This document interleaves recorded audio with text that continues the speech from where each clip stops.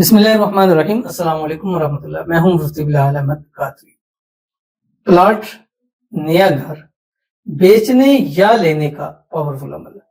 Property अपनी मर्जी की कीमत पर बेचें या खरीदें, ये दो मसाइल हैं। एक लोग कहते हैं कि हमने कुछ प्रॉपर्टी खरीदना चाह रहे हैं, लेकिन वहां से हमारा जो है ना वो उनके साथ सिस्टम नहीं बन पा रहा। वो जो कहते हैं हम वो नहीं कर पा रहे, जो हम कहते हैं वो नहीं मानते हैं। इसी तरह कुछ लोग कहते हैं कि हमने अपनी प्रॉपर्टी बेचनी है, करनी है, लेकिन हमें उसके अंदर कोई फायदा हासिल नहीं हो रहा।